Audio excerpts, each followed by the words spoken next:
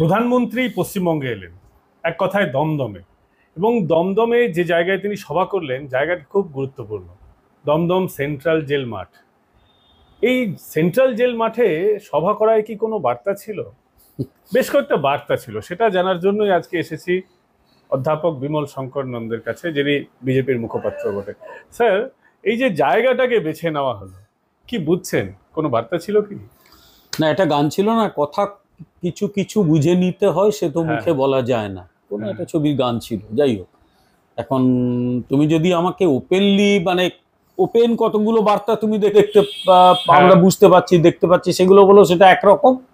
আর কেউ কোনোভাবে বুঝবে কিনা সেটা তার ব্যাপার, সেটা নিয়ে আমি কাউকে জোরাজুরি করবো না। ওপেন বার্তাটা কি?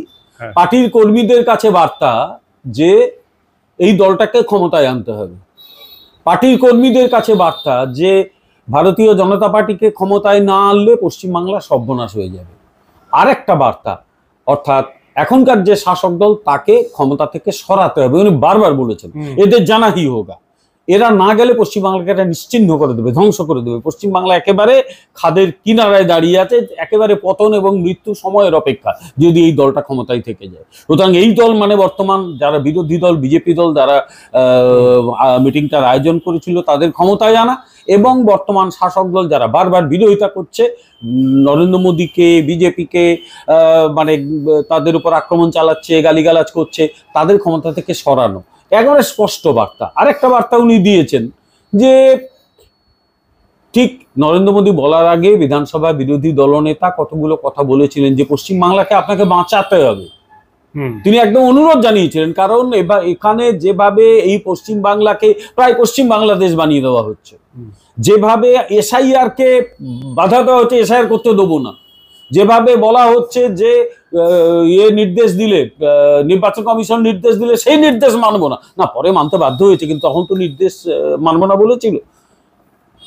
বোঝা যাচ্ছে যে এদেশের সাংবিধানিক কাঠামোর প্রতি এই দলটার কতটা, কি বলবো, অপছন্দ, কতটা ডিসরিগার্ড রয়েছে এই সাংবিধানিক কাঠামোর প্রতি।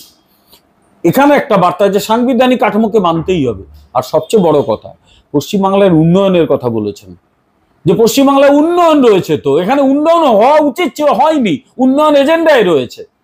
পশ্চিমবাংলায় যে উন্নয়ন হওয়ার কথা ছিল, পশ্চিমবাংলা হয়নি, বরং পেছোতে পেছোতে পেছোতে আমরা একেবারে সিঁড়ির নিচের ধাপে নেমে গেছি। অন্যান্য রাজ্য সব এগিয়ে গেছে, ঘরের পাশে উড়িষ্যা এগিয়ে গেছে, এমনকি বিহার যে ভয়ঙ্কর বিমারু রাজ্য ছিল, সেখান থেকে বিহার বেরোনো প্রায় বেরিয়ে এসছে, আমরা কিচ্ছু করতে পারিনি।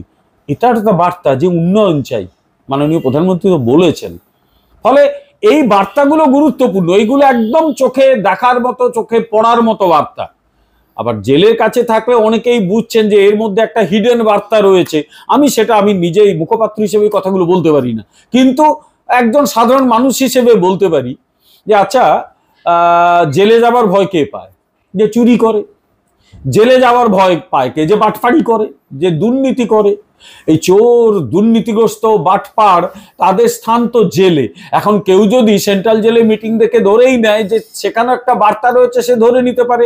ওই বার্তা আমি দিতে পারবো না, পার্টির মুখপাত্র হিসেবে বলতে পারি না, কিন্তু এটাও ঠিক যে জেলের পাশে মিটিং এবং বার্তা পরিষ্কার, অপরাধ করলে জেলে যেতে হবে, এখান থেকে কেউ যদি লজিক্যাল ইনফারেন্স টানে যে অনেকের ঠাঁই ওই পাশের একটু গেটটা খুলে ভেতরে ঢুকিয়ে দেওয়া, সে বার্তা সে ধরতেই পারে। আমি কি বলবো, আমার কিচ্ছু বলার নেই এখানে। স্পষ্ট বার্তা আমি অন্তত দিতে পারবো না এখানে, সেই ওই কথাটাই বলবো, কথা কিছু কিছু বুঝে নিতে হয়, সে তো মুখে বলা যায় না। তার কয়েকদিন আগেই একটা বিল এসেছে, যে বিলে বলা হলো প্রধানমন্ত্রী, মুখ্যমন্ত্রী, এমপি, এমএলএ যারা দুর্নীতি করবেন 30 দিন হয়ে গেলেই তাদের পদ চলে যাবে, এরকম একটা বিষয়। তারপর সে কথা তিনি কিন্তু এই মাঠেও বললেন একদম। ফলে কনসিকুয়েন্স এবং পরপর ঘটনাক্রম যদি সাজাই, তাহলে তো বার্তাটা পরিষ্কার। এই বিষয়ে আপনি কি?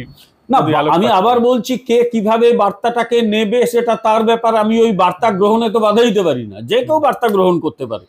এবং সেই মিটিং এ সজল ঘোষ তো মোটামুটি যে এই জেলের মাঠে মিটিং করার যে তাৎপর্য সেটাও বলে দিয়েছেন, ভালো করে দেখুন, বলে দিয়েছেন। সুতরাং আমি এগুলো কোনোটাকেই আটকাচ্ছি না, আমার আপত্তি কিচ্ছু নেই এই কথাগুলোতে। আমি শুধু ফর্মালি এটা বলতে চাইছি না, কিন্তু এটাও তো ঠিক যে এই কেজরিওয়াল, উনি অ্যারেস্টেড হলেন, জেল থেকে বললেন আমি মুখ্যমন্ত্রিত্ব চালাবো। আচ্ছা, তামিলনাড়ুতে একজনকে গ্রেপ্তার করা হলো, গ্রেপ্তার হওয়ার পরে যখন সে ছাড়া পেল, আবার তাকে মন্ত্রিসভায় ঢুকিয়ে দেওয়া হলো, এবং সুপ্রিম কোর্ট বিরক্তি প্রকাশ করেছে। হচ্ছেটা কি এগুলো? একটা লোক জেলে গেল, ফিরে আসতে মন্ত্রী বানিয়ে দিলে তুমি। ফলে একটা সিদ্ধান্ত তো নেওয়ার ছিল, কেন্দ্রীয় মন্ত্রিসভা সেই সিদ্ধান্ত নিয়েছে, কেন্দ্রের শাসক দল গোষ্ঠী এনডিএ জোট তারাই সিদ্ধান্তটা নিয়েছে যে 30 দিন কেউ যদি জেলে থাকে তাহলে 31 দিনে অটোমেটিকলি তার পদ চলে যাবে। সে প্রধানমন্ত্রী থেকে একেবারে রাজ্যের জুনিয়র মিনিস্টার, প্রত্যেকের ক্ষেত্রে একই কথা প্রযোজ্য। ফলে জেলে থাকলেই এখানে পার্থ তার বান্ধবীর বাড়িতে 52 কোটি 55 কোটি টাকা পায়, জেলে থাকে, তারপর তার এমএলএ পোস্ট থেকে যায়। মানিক ভট্টাচার্য সে চুরি করে জেলে যায়, এতদিন জেলে থাকে, তার এমএলএ পোস্টটা যায় না। অর্থাৎ এই রাজ্যের শাসক দলের দুর্নীতির প্রতি কেমন মনোভাব সে তো স্পষ্ট করে বোঝা যাচ্ছে। ফলে সেই মনোভাব তো আর চলতে দেওয়া যায় না। এরা কি ভাবছে পশ্চিমবাংলায় যা খুশি করে যাবে, কেন্দ্র বসে বসে দেখবে? ফলে বার্তাটা স্পষ্ট। সেই বার্তা কেউ যদি আর একটু এগিয়ে নিয়ে ভাবে সেন্ট্রাল জেলের পাশে এই বার্তা, তার ব্যাপার, আমার ওই বার্তা গ্রহণে আপত্তি কিছু নেই। স্যার, আপনি তো সরকারি পদে আছেন, যারা সরকারি চাকুরিজীবী তাদের 48 ঘন্টা, তাদের কোনো কারণে অভিযোগ আসলে 48 ঘন্টা জেলে থাকে বা পুলিশ কাস্টাডিতে থাকে, সেক্ষেত্রেও দেখা যায় চাকরি চলে যায়। নেতা মন্ত্রীরা অপরাধ করে যাবে আর তারা ছাড় পেয়ে যাবে। আমি প্রথমত ডিরেক্টলি সরকারি চাকরিজীবী নই, কারণ আমি যে উচ্চশিক্ষা প্রতিষ্ঠানের সঙ্গে রয়েছি ওটা হচ্ছে গভর্নমেন্ট স্পন্সর, ডিরেক্টলি গভর্নমেন্ট নয়। কিন্তু আমাদের গভর্নমেন্টের কিছু নিয়ম কানুন আমাদের ক্ষেত্রে প্রচলিত, সার্ভিস সিকিউরিটি অ্যাক্টও আমাদের ক্ষেত্রে চালু করা হয়েছে, এবং সরকারি সার্ভিস সিকিউরিটি অ্যাক্টের আওতায় আমাদের নিয়ে আসা হয়েছে, যদিও আমরা প্রিয় সরকারি কর্মচারী সেটা দাবি করতে পারি না। কিন্তু এটা তো ঠিকই যে একজন সরকারি কর্মচারী বা আমাদের মতো যারা সরকার পোষিত সংস্থায় কাজ করে, তারা যদি একটা সুনির্দিষ্ট সময় জেলে থাকে অটোমেটিক্যালি কিন্তু তার সাসপেন্ড হয়ে যায়। একজন মন্ত্রী 1 মাস 2 মাস 6 মাস জেলে থাকছে, তারপরে সে বুক ফুলিয়ে মন্ত্রী হচ্ছে। এখন তার লজ্জা না থাকতে পারে, কিন্তু সমাজের লজ্জা থাকে, সমাজে লজ্জা পায় ওদের দেখে। ফলে মাননীয় প্রধানমন্ত্রী এটা একটা যুগান্তকারী পদক্ষেপ, যে যারা জেলে থাকবে, এতদিন জেলে থাকবে, তার যদি একটা বড় হয়, মানে অভিযোগ থাকে, এমন অভিযোগ যেটা 5 বছর বা তার বেশি জেল হয়, যে 1 মাস থাকলেই তার অটোমেটিক্যালি পোস্ট চলে যাবে, সে থাকবে না। এইটা কিন্তু একটা যুগান্তকারী পদক্ষেপ। কারণ অনেকে ভাবছে, একবার আমি ধর্মতলায় আমার মনে আছে, এই শাসক দলের একজন নেতা গ্রেপ্তার হওয়ার পরে হঠাৎ করে একদিন ধর্মতলা নিয়ে আমার কাজ ছিল, এই লোকেরা অনেক লোক গলায় একটা প্লাকার্ড ঝুলিয়ে ঘুরে বেড়াচ্ছে, আমরা সবাই চোর। আমি তো প্রথমে থতমত খেয়ে গেছি, কি রে বাবা, এরা সবাই চোর, নিজেরা ডিক্লেয়ার করছে, এরা কি? পরে দেখলুম যে একজন অ্যারেস্ট হয়েছে, এরা তার সঙ্গে সমবেতী, আমরা সবাই চোর। আমার ধারণা ঠিকই বুঝেছিল আর কি, নিজের সম্পর্কে এত অসাধারণ সেলফ অ্যাসেসমেন্ট আমরা কখনো দেখিনি। কিন্তু কেউ নিজেকে চোর বলে গর্বিত হতে পারে, কিন্তু দেশ তো লজ্জিত হয়। ফলে এই সমস্ত লজ্জাস্কর কাহিনী যারা ঘটায় দিয়ে বুক চাপড়ায় যে বেশ করেছি, জনগণের যারা জিতেছি, তাদের না ওই আয়নাটা দেখিয়ে দেওয়ার প্রয়োজন আছে। তো মাননীয় প্রধানমন্ত্রী, কেন্দ্রীয় মন্ত্রিসভা আয়নাটা দেখিয়ে দিয়েছে। স্যার, আরেকটা জিনিস বলবো, সেটা হচ্ছে এই যে আইনটা, বিলটা এখনো যেটা আনা হয়েছে আর কি, সেই বিলে তো প্রধানমন্ত্রীর নামটাও রয়েছে, যে প্রধানমন্ত্রীও যদি ভুল করেন বা তার বিরুদ্ধে অভিযোগ ওঠে তাহলে তার পদ যাবে। অথচ মুখ্যমন্ত্রী, এ রাজ্যের মুখ্যমন্ত্রী, তার দল সব থেকে বেশি দেখছি প্রতিবাদ করছে। রাজ্যে তো বহু রাজ্যে মুখ্যমন্ত্রী আছেন, তাদের অত কিন্তু উচ্চবাচ্য আমরা দেখলাম না, বিরোধিতা করছেন ঠিকই বেশ কয়েকজন, কিন্তু এ রাজ্যের যে শাসক দল, তাদের এত বিরোধিতার কারণ কি বুঝছেন? ও একটা ছোটবেলা থেকে কথা শুনতাম মা মাসিদের মুখে, চোরের মন বোচকার দিকে। ফলে ভয় পায় সবাই। এখন ট্রেনে যারা টিকিট কাটে না, আমি একবার ইয়েকে জিজ্ঞেস করেছিলাম, একজন টিটিকে, আমার পরিচিত, আমার বন্ধু, শিয়ালদায় ছিল, রিটায়ারও করে গেছে, ওই তো আগে রিটায়ার করে যায়। আমি জিজ্ঞেস করলাম যে তোরা চিনিস কি করে? বলে চোখ মুখ দেখে বোঝা যায়। এখন যে তোরা যদি টিকিট কাটেনিও ধরিস কি করে? বলো চোখ মুখ দেখে বোঝা যায়, এদিক ওদিক করে পালানোর রাস্তা খুঁজে চোখ দিক ফেলে, মানে তরক মরক করে যে কোথায় ইয়ে আছে কিনা, ও দেখলে আমরা বুঝে যাই যে অ্যাপিয়ারেন্সটাই যথেষ্ট। ফলে কিছু লোকের কথাবার্তা শুনে বোঝা যায় অ্যাপিয়ারেন্স, তাদের কথাবার্তা শুনে বোঝা যায় যে তারা কি। এখন সত্যি কথা বলতে কি, এই যে বলে সিবিআই ইডি পেছনে লাগিয়ে দিয়েছে, তা আমি যদি বলি আমার পেছনে সিবিআই লাগিয়ে দেয়, আমার কি করবি কর? আমার তো কোনো ভয় নেই। তাহলে এরা ভয় পায় কেন যে সিবিআই ইডিকে লাগানো হচ্ছে? তার মানে সিবিআই ইডিকে লাগালে তোমার ক্ষতি হতে পারে, সেই কাণ্ডটি তুমি করে রেখেছো। এক দ্বিতীয় কথা, এরা ভয় পাচ্ছে কেন, বা ওই আমাদের বেশ কিছু কংগ্রেসের নেতাগুলো, রাহুল গান্ধী, এরা সব ভয় পাচ্ছে কেন? আচ্ছা, রাহুল গান্ধী এবং তার মা দুজনেই জামিনে রয়েছে। দুজনের বিরুদ্ধে অভিযোগ কোনো পলিটিক্যাল অভিযোগ নয়, দুর্নীতির অভিযোগ। এরপর যা যা সব আসছে, কেউ ভারতের নাগরিক হয়নি, তার নাম ভোটার লিস্টে উঠে গেছে, এই অভিযোগও এসে গেছে। কারণ নাগরিকতা নিয়ে প্রশ্ন দেখা দিয়েছে। ফলে এরা ভয় তো পাবেই। আর সবচেয়ে বড় কথা, রাজনৈতিক ক্ষমতাটা কিসে ব্যবহার করা হয়? জনগণের উপকার করতে। সেই রাজনৈতিক ক্ষমতাটা কেউ যদি চুরির জন্য ব্যবহার করে, তাহলে তো কোনো না কোনো সময় আইনের সামনে দাঁড়াতেই হবে।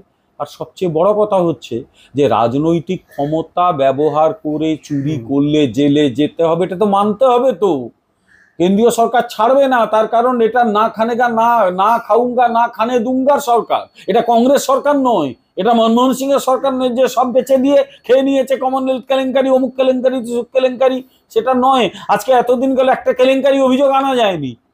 ফলে নরেন্দ্র মোদীর সেই হিম্মত রয়েছে বলার, কারণ আমি চোর নই, আমি দরকার হলে নিজেকে ওই আইনের আওতায় নিজেকে রাখছি, তোমরাও থাকো। আর পশ্চিমবঙ্গের এই শাসক দলে একটা কথা বলি, এটা হচ্ছে এরা যতই দাবি করুক জনগণ এদের জেতাচ্ছে, লালুও তো দাবি করেছিল জনগণ জেতাচ্ছে, 15 বছর লালুও ক্ষমতায় ছিল। এখন লালু কি জেল খেটে বেরিয়েছে, আবার জেলে যেতে পারে যে কোনো সময়, ওর বিরুদ্ধে যা যা অভিযোগ। এরা কি ভয় পাচ্ছে যে লালুর পরিণতি হতে পারে? আমার বক্তব্য, চুরি করলে লালুর পরিণতির চেয়েও খারাপ পরিণতি হতে পারে, কারণ আইন এখনো অনেক স্ট্রিনজেন্ট ল আনা হয়েছে। আর সবচেয়ে বড় কথা, এরা খুব ভালো জানে ওয়ান্স তারা ক্ষমতা থেকে চলে যাবে, দলটা উঠে যাবে, দল থাকবে না। এবং একবার যদি ক্ষমতার বাইরে যায়, ক্ষমতার অলিন্দের বাইরে চলে যায়, এরা মানুষের ওপর যা যা অত্যাচার করেছে, মানুষ কিন্তু তার হিসেবটা নিয়ে নেবে। ফলে এদের ভয় ওইটা, সেই ভয় এদের তাড়িয়ে বেড়াচ্ছে। তার জন্য আমি মনে করি কেন্দ্র যে আইনটা এনেছে একদম নির্দোষ নিরীহ আইন, কিচ্ছু নেই সেই আইনে, কিচ্ছু মানে যে অন্যায় করবে না তার কিচ্ছু হবে না, কিন্তু যে অন্যায় করবে তার ব্যাপক ক্ষতি হবে। এরা যদি অন্যায় না করে থাকে, এত কিসের ভয়? এই যে কি বল, তোর কোন কোন জায়গায় ব্যথা গো না কি সব গান আছে, হ্যাঁ জিজ্ঞেস করলেই হয়তো, বাবা কোথায় ব্যথা, এত কিসের ভয় এত? এবং যাকে দিয়ে প্রেস কনফারেন্স করানো হলো তার বিরুদ্ধেও সিবিআই ইডিতে মামলা চলছে। একটা কথা বলবো, এদের কারোর বিরুদ্ধে অভিযোগ আছে, কারোর বিরুদ্ধে প্রকাশ্যে অভিযোগ নেই, কিন্তু এটা ঠিকই এই রকম দুর্নীতিগ্রস্ত একটা কিছু মানুষ আগে রাজনীতি ক্ষমতার অলিন্দে আসেননি। এটা ঠিকই যে যখন লালু প্রসাদ ক্ষমতায় এসেছিল, সবাই ভেবেছিল যে সাধারণ মানুষ, দরিদ্র, তাদের জন্য অনেক কিছু করে ফেলবে। দেখা গেল কিচ্ছু হয়নি, বরং চুরি একেবারে মানে বিহারের রাজনীতিতে চুরির নতুন প্রকরণ তৈরি করেছিল, গরুর খড় চুরি করে ঝেড়ে দিয়েছিল। এরা যখন ক্ষমতায় এসেছিল, লোকে ভেবেছিল যে সিপিএম এর মিডল বা লোয়ার র্যাঙ্কিং লোকগুলো, কিছু কিছু আপার র্যাঙ্কিং লোক তো বটেই, তারাও করেছিল, অপরাধ করেছিল, অন্যায় করেছিল, মানুষের মৌলিক অধিকার নষ্ট করেছিল, কথা বলার স্বাধীনতাকে ওরা ক্ষতি করতো, তার ব্যক্তিগত জীবন নষ্ট করতো। অন্তত সেটা হবে না, কিন্তু দুঃখের সঙ্গে আমরা দেখলাম যে সেগুলো তো শুধু ঘটেনি, তার চেয়ে বেশি করে ঘটেছে। ফলে আজকে যখন মানে কেন্দ্রীয় সরকার চাইছে যে দেশের একটা কি বলবো সমাজ ব্যবস্থা একটা অন্তত মুক্ত হোক, গোটা পৃথিবীর সামনে আমরা দেখাতে পারি, তখন এদের বড় কষ্ট হচ্ছে। কিছু করার নেই, ছাগলের ইচ্ছায় তো আর বলি বন্ধ হয় না, বলি বন্ধ হবে না। 15 আগস্ট থেকেই দেখছি প্রধানমন্ত্রী অনুপ্রবেশ সহ বেশ কয়েকটা বিষয় নিয়ে খুব কথা বলছেন, এবং অনুপ্রবেশের ক্ষেত্রে তিনি বলেছেন যে ডেমোগ্রাফিক যে চেঞ্জ হচ্ছে, সেই চেঞ্জের জন্য একটা হাই লেভেল কমিটি তিনি তৈরি করবেন। আগে তো শুধুমাত্র পশ্চিমবঙ্গের ইস্যু ছিল, এটা একটা ন্যাশনাল ইস্যু এখন হয়ে গেছে। এই বিষয়টাকে কিভাবে দেখছেন? না, ন্যাশনাল ইস্যু হওয়াটা খুব স্বাভাবিক, তার কারণ অনেক দিন ধরেই তো অভিযোগটা আসছিল, কোনো না কোনো সময় তো সরকারকে সিদ্ধান্ত নিতে হয়। এখন দেখো একটা কথা বলি, সেটা হচ্ছে অনুপ্রবেশ সমস্যাটা একেবারে গোটা পৃথিবীতে একটা সমস্যা তৈরি করে ফেলছে। তথাকথিত ইউরোপের লিবারেল কান্ট্রিগুলো তারাও কিন্তু অনুপ্রবেশ নিয়ে জেরবার হয়ে গেছে। ব্রিটেন ইউরোপিয়ান ইউনিয়ন ছেড়ে বেরিয়ে হলো, যাকে আমরা ব্রেক্সিট বলি, তার একটা বড় কারণ ইউরোপের বিভিন্ন দেশে ঢুকে তারা চলে যাচ্ছে ব্রিটেনে, এবং ব্রিটেনের ওই যে অত্যন্ত উচ্চমানের স্বাস্থ্য পরিষেবা বা অন্যান্য সোশ্যাল সিকিউরিটি মেজারগুলো নিয়ে তারা ব্রিটেনে থেকে যাচ্ছে। ফলে ব্রিটেনে আরেকটা কথা, ব্রিটেনের একাধিক শহর, তার মধ্যে লন্ডনও রয়েছে, বার্মিংহাম রয়েছে, যে ডেমোগ্রাফিক ক্যারেক্টার যেভাবে বদলে যাচ্ছে ব্রিটেনে, ব্রিটিশদের মধ্যেও ভয় দেখা দিচ্ছে আগামী দিনে নিজের ভূমেই না পরবাসী হয়ে যায়। ফলে এটা ইউরোপের যে তথাকথিত লিবারেল কান্ট্রি তারা বিপদে পড়েছে। আর আমাদের বিপদের জায়গাটা হচ্ছে, আমাদের বিপদ তো স্বাধীনতার পরেই মধ্যেই রয়েছিল, দেশ ভাগ হলো, দেশ ভাগের পরে প্রাথমিকভাবে পশ্চিম পাকিস্তান থেকে লক্ষ লক্ষ মানুষ, আর তখনকার পূর্ব পাকিস্তান থেকে আরো বহু বহু বহু লক্ষ মানুষ তারা এদেশে চলে এলো, এদেশে সেটেল করে গেল। হিন্দু এলো, ঠিক আছে, কারণ দেশটা তো ধর্মের ভিত্তিতে ভাগ হয়েছে। হিন্দুদের হোমল্যান্ড হিসেবে ভারতবর্ষ, অন্য ধর্মও থাকবে, কিন্তু বেসিক্যালি তো হিন্দুদের জন্য এই দেশটা আলাদা আর মুসলিম আলাদা হয়েছিল, দ্বিজাতি তত্ত্বের একদম একদম দ্বিজাতি তত্ত্বের ভিত্তিতে। তো তারপরে যদি পূর্ব পাকিস্তান থেকে মুসলিম আসতে শুরু করে, সেই প্রশ্ন তো আসবেই যে বাপু তোমরা তো নিজেদের দেশটা নিলে, এদেশে এসছো কেন, এই প্রশ্ন আসে।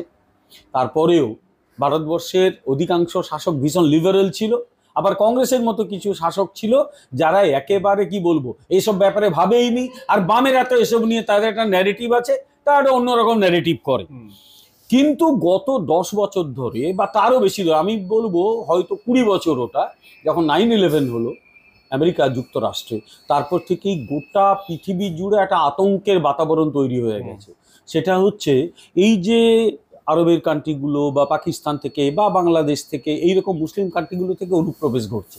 এই অনুপ্রবেশ কোনো কোনো ক্ষেত্রে চাকরির অভাবে, খাওয়া দাওয়ার অভাবে, বা সেখানে ইয়ে হচ্ছে, মানে কি বলবো, সিভিল ওয়ার হচ্ছে, সেই কারণে হচ্ছে। আর একটা কারণ, সেটা হচ্ছে ইচ্ছাকৃতভাবে ডেমোগ্রাফিক ক্যারেক্টার চেঞ্জ করে দেওয়া, অর্থাৎ জনসংখ্যাগত চরিত্র পরিবর্তন করে, যাও ওখানে বসো, নিচের 10টা লোককে নিয়ে এসো, বসাতে বসাতে জায়গাটার চরিত্র বদলে দাও। এইটাই কিন্তু একটা ভয় দেখা দিচ্ছে। ইতিমধ্যে আমি বলি, পশ্চিমবঙ্গ যখন তৈরি হয়েছিল তখন হিন্দুর জনসংখ্যা কত ছিল, মুসলিম জনসংখ্যা কত ছিল, আজকে কত? এই বদলটা কেন ঘটলো? ফলে এই ঘটনাগুলো ঘটছে এবং গোটা ভারতবর্ষে এটা নিয়ে ক্ষোভ দেখা দিচ্ছে,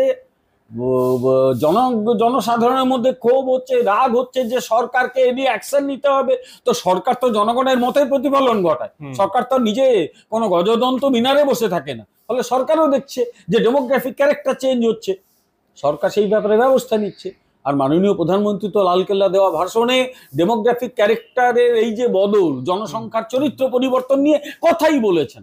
ফলে এটা নতুন কোনো কথা নয়, এটা নিয়ে একটা মানে ভাবনা চিন্তা বহুদিন ধরেই ছিল, এই সময় অ্যাকশন নেওয়া শুরু হয়েছে। পাশাপাশি প্রধানমন্ত্রী সভা থেকে আরেকটা কথা বলেছেন, এ রাজ্যে ক্ষমতা দখলের কথা বলেছেন, পাবলিককে বলেছেন যে ভোট দিয়ে বিজেপিকে ক্ষমতায় আনার কথা বলেছেন। এর আগের গুলোতে আমরা রাজনীতিতে আমরা দেখতাম যে ব্যক্তিগত আক্রমণ অনেকগুলো হতো, কিন্তু এবারে দেখছি প্রধানমন্ত্রী অমিত শাহ, যারা সিনিয়র লিডারশিপ আছেন, তাদের খুব পরিমার্জিত রাজনৈতিক বক্তব্য। কোথাও কি আশা দেখছেন যে এবার বিজেপি অনেকটাই সিরিয়াস 2021? না, একটা কথা বলি, বিজেপি না ইউজুয়ালি ব্যক্তিগত আক্রমণের রাজনীতি ভারতীয় জনতা পার্টি কখনো করে, আমি কিন্তু দেখেছি এটা। আমি একটা ঘটনা বলি, একবার অটল বিহারী বাজপেয়ী, প্রমোদ মহাজন এরা ময়দানে মিটিং করেছিলেন। তো সেখানে প্রমোদ মহাজন সোমনাথ চ্যাটার্জি সম্পর্কে কিছু কথা বলেছিলেন, যেটা সোমনাথ চ্যাটার্জি দুঃখ পেয়েছিলেন, যে এবং তিনি আদবানিকে ফোন করেছিলেন যে আমরা তো অনেকদিন ধরে রাজনীতি করছি, কিন্তু আমাকে ব্যক্তিগত আক্রমণ কেন করা হলো। And believe it or not, আদবানির নির্দেশে প্রমোদ মহাজন মাপ চেয়ে নিয়েছিলেন যে আমি আপনাকে ব্যক্তিগত আক্রমণ করতে চাইনি, আপনার যদি মনে হয় যেটা ব্যক্তিগত আক্রমণ, আমি তাহলে মাপ চেয়ে নিচ্ছি। This is BJP. আর এই পশ্চিমবঙ্গের শাসক দল, এমনকি মানে কংগ্রেসও কি নোংরা ভাষায় গালি দেয়। কংগ্রেসের ওই নেতা, যার আমার ধারণা কোনো কালে বুদ্ধিশুদ্ধি হবে না, লিডার অফ অপোজিশন হতে পারে কিন্তু বুদ্ধিশুদ্ধির লেভেল খুবই নিচে, সে চৌকিদার চোর হয় বলেনি, এবং এখনো ভোট চোর বলে, এখনো ভোট চোর বলে, এবং মিথ্যে কথা বলে।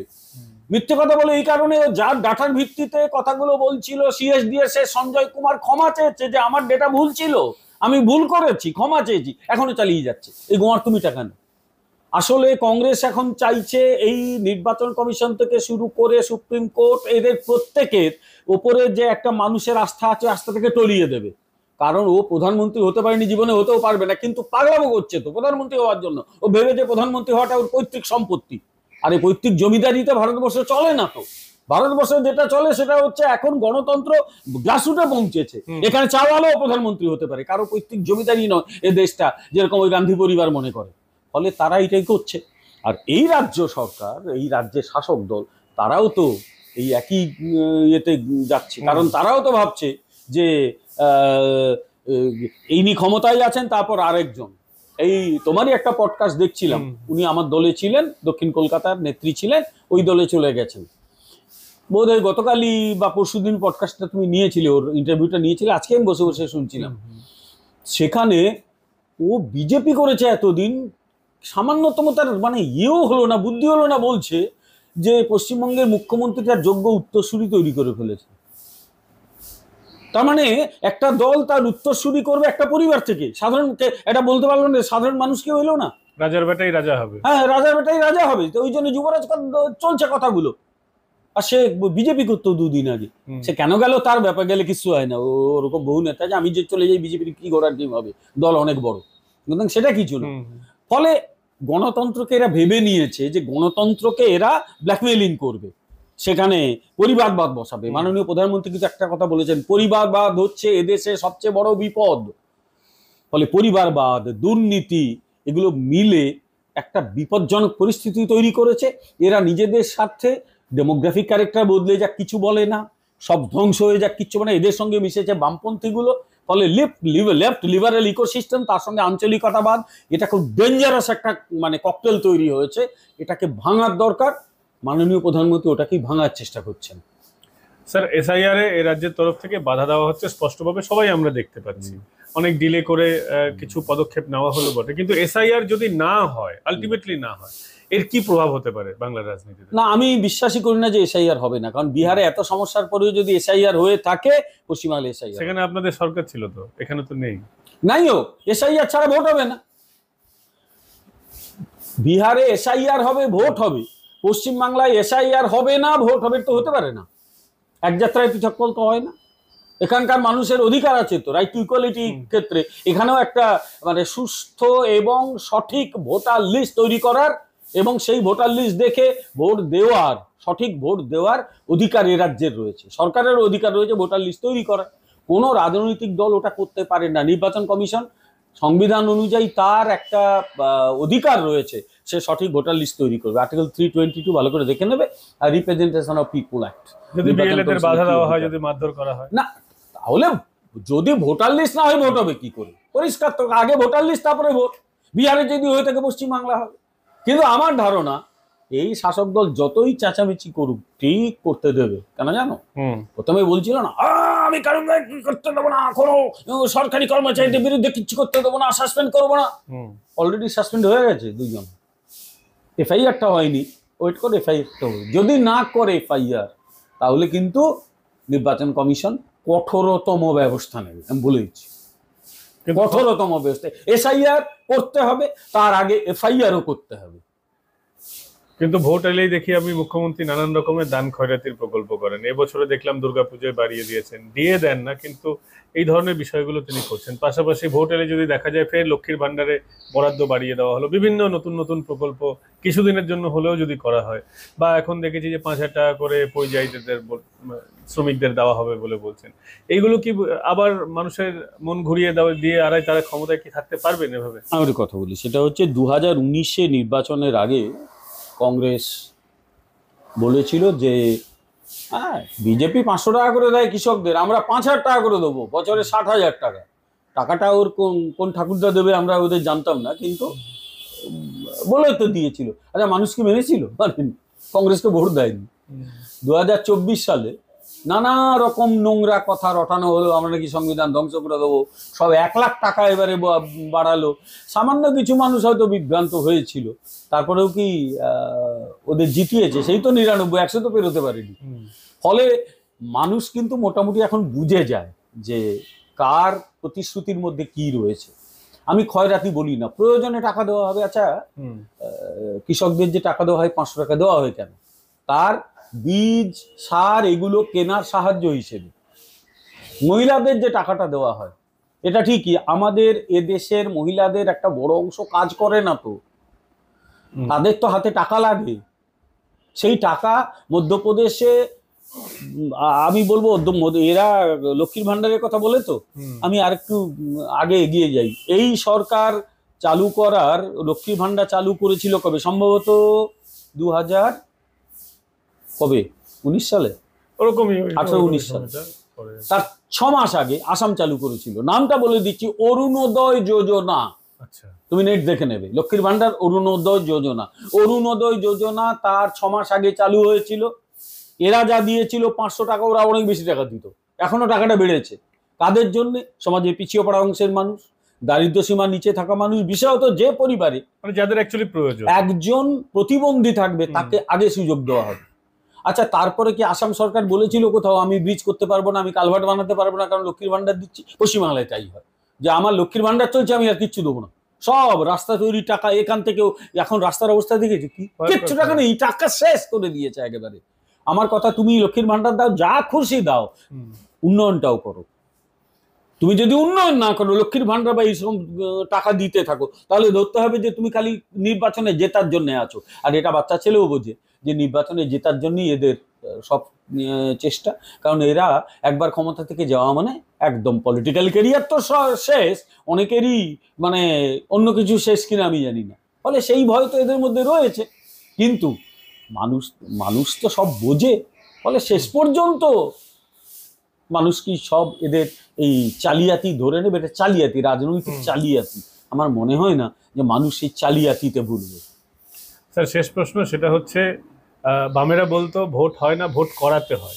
মুখ্যমন্ত্রী সেটা খুব ভালোভাবে শিখেছেন বলে অভিযোগ করা হয়, এবং দেখা যাচ্ছে আইপ্যাককে ভোট মেকানিজমের মধ্যে ঢুকিয়ে দেওয়া হয়েছে। গতকালই বিরোধী দলনেতা অভিযোগ করেছেন যে এই যে গুরুত্বপূর্ণ পাসওয়ার্ড, এই যেগুলো থাকার কথা সরকারি কর্মীদের কাছে, এই ভোটের তালিকা সংশোধন, রিভিউ, এইগুলো, সেই পাসওয়ার্ড পর্যন্ত আইপ্যাকের লোকেদের কাছে হাতে চলে গেছে। আইপ্যাককে ভোট মেকানিজমের মধ্যে যুক্ত করা হয়েছে। শুধু তাই নয়, গতবারের 21-এর ভোটে যে টেন্ডার দেওয়া হয়েছিল সিসিটিভির, সেটাও আইপ্যাকের লোকেদের কাছে চলে গেছিল, এবং সেটা একদম মেটিকুলাসলি ডিজাইন করে সেটাকে বন্ধ রাখা হয়েছিল কয়েক ঘন্টা পর পর বিভিন্ন জায়গায়।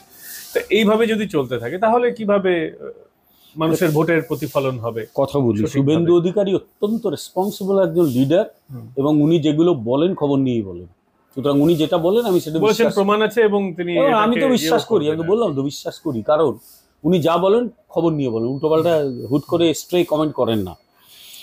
কিন্তু আমি কতগুলো কথা বলি তোমার প্রশ্নের প্রেক্ষাপটে, যে ভোট করাতে হয়। 1977 সালের কথা আমার কিন্তু মনে আছে, আমার তখন বয়স খুব অল্প, কিন্তু আমার মনে আছে কে ভোট করাতো তখন। জনতা পার্টি জিতেছিল, কংগ্রেস হেরেছিল। কংগ্রেস তখন ভোট করাতো, জনতা পার্টি করাতো না, তারপরেও জনতা পার্টি জিতেছিল। আর একটা তো সবার মনে আছে, তোমারও হয়তো মনে আছে, 2011 সালের সিপিএম ভোটটা করাতো। তৃণমূল কি ভোট করিয়েছিল, কি করে জিতলো? 2009 সালে লোকসভা নির্বাচনে এতগুলো আসন বিজেপি, তৃণমূল কিভাবে জিতলো? ফলে ভোট সবসময় করিয়ে নিতে হয়। এই কথাটার মধ্যেও কিছু বিষয় রয়েছে। বামেরা এটা বলে কারণ এই কাণ্ডটি ওরা করতো, যে সাধারণ মানুষের স্বতঃস্ফূর্ততার উপর প্রশ্ন করা। সাধারণ মানুষ যাবে, ভোট দেবে, অত কথার কি আছে? কিন্তু এখানে সেটা হয় না, মানুষের উপর নানাভাবে চাপ সৃষ্টি করা হয়, ফ্রিবি দেওয়া হয়।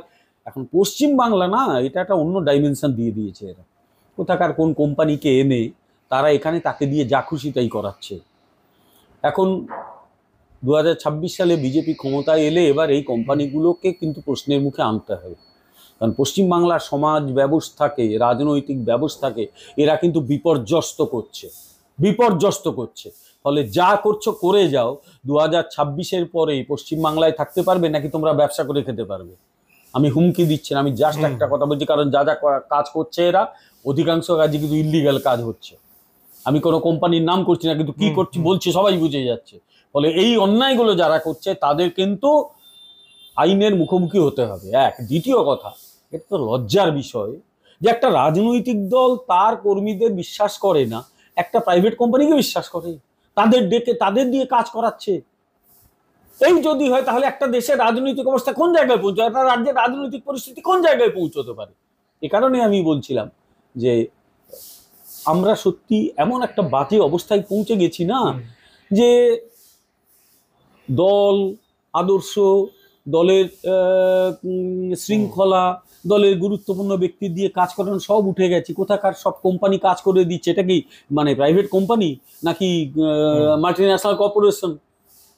এটাকে তাই করেছে। আলটিমেটলি এতে রাজনীতির কিন্তু ক্ষতি হবে। আমরা আবার বলছি, এরা যাই করুক না কেন, এসআইআর হবে, নির্বাচন কমিশন, আমরা আশা করব যে তারা এসআইআরটা করবে, এখানে ভোট একদম ঠিকঠাক হবে, মানুষ তার নিজের ভোট দেবে, কোনো ভয়ের পরিবেশ থাকবে না। যে ক্রিমিনালরা ভয় দেখায় তারা জেলের ভেতরে থাকবে, আর সঠিক ভোট হবে, তাতেই কিন্তু এই শাসক দল ক্ষমতা থেকে চলে যাবে, আমি নিশ্চিত। স্যার অসংখ্য ধন্যবাদ ধন্যবাদ আমাদের সময় দেওয়ার জন্য। আজকে আমরা সাম্প্রতিক রাজনীতির বেশ কয়েকটা বিষয় নিয়ে আলোচনা করলাম। এই আলোচনা আপনাদের কেমন লাগলো কমেন্ট করে জানাবেন, এবং ভিডিওটা ভালো লাগলে অবশ্যই বন্ধুদের সঙ্গে শেয়ার করতে পারেন, এবং অবশ্যই চ্যানেল সাবস্ক্রাইব করবেন। আগামীকাল ফের দেখা হচ্ছে অন্য কোনো বিষয় নিয়ে। ভালো থাকবেন।